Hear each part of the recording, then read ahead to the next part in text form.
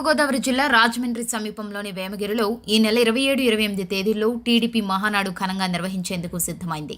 ఈ నెల 27న ప్రతినిధుల సభ, 28న మహానాడు భారీ బహిరంగ సభ జరగనుంది. టీడీపీ ప్లీనరీ సమావేశాలకు 15,000 మందికి పైగా వస్తారని అంచనా వేస్తోంది. ఈ నేపథ్యంలో మహానాడు ప్రతినిధుల సభకు రావాలంటూ టీడీపీ అధినేత చంద్రబాబు తన డిజిటల్ సంతకంతో ఆహ్వానాలు పంపుతున్నారు. తెలుగు జాతి ఆత్మ గౌరవాన్ని ఎన్టీఆర్ ప్రపంచానికి చాటి చెప్పారని చంద్రబాబు కొనియాడారు. రాష్ట్ర, దేశ రాజకీయాల్లో గుణాత్మక మార్పులకు ప్రజలు నాంది పలికారని చంద్రబాబు కీర్తించారు. మహానాడు వేదికగా ఎన్టీఆర్ శత జయంతి ఉత్సవాలు ఘనంగా నిర్వహిస్తామని చంద్రబాబు వెల్లడించారు.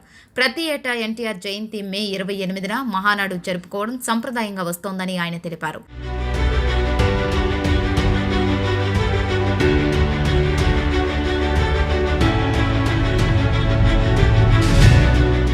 రాజమండ్రి మహానాడులో అన్ని అంశాలపై చర్చలు ఉంటాయని అన్నారు. రాజకీయ, సాంఘిక, ఆర్థిక, ఆరోగ్య, సంస్థాగత అంశాలపై చర్చిద్దామంటూ పార్టీ శ్రేణులకు పిలుపునిచ్చారు. ప్రభుత్వ ప్రజా వ్యతిరేక నిర్ణయాలు, అప్రజాస్వామిక నిర్ణయాలపై చర్చ చేపడతామని చంద్రబాబు తెలిపారు. మే 28న భారీ బహిరంగ సభ ఉంటుందని చంద్రబాబు వెల్లడించారు. టీడీపీ పెద్ద పండుగగా చెప్పుకునే మహానాడును అత్యంత ఘనంగా నిర్వహించాలని చంద్రబాబు పార్టీ నేతలకు సూచించారు. 41 ఏళ్ల పార్టీ ప్రస్థానాన్ని చాటేలా మహానాడు ఉండాలని, అలాగే భవిష్యత్ ప్రయాణంపై దిశానిర్దేశం చేసేలా కార్యక్రమం ఉండాలని అభిప్రాయపడ్డారు. వివిధ వర్గాల నుంచి వస్తున్న స్పందన చూస్తే ప్రభంజనంలా మహానాడుకు ఉండబోతుందని చంద్రబాబు అభిప్రాయపడ్డారు.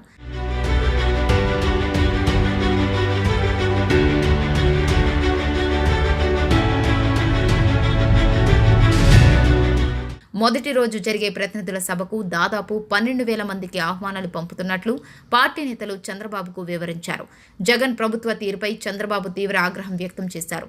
అటు అధికారులు కానీ, ఇటు ప్రభుత్వంలోని వ్యక్తులు కానీ వీటికి భవిష్యత్తులో మూల్యం చెల్లిస్తారని చంద్రబాబు హెచ్చరించారు.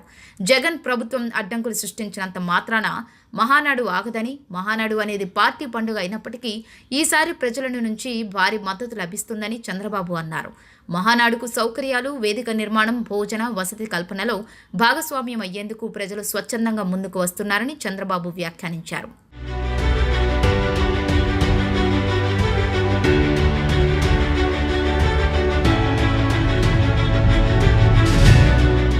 ప్రజల నుంచి వస్తున్న స్పందన రాష్ట్రంలో రాజకీయ పరిస్థితికి దర్పణమని చంద్రబాబు అన్నారు.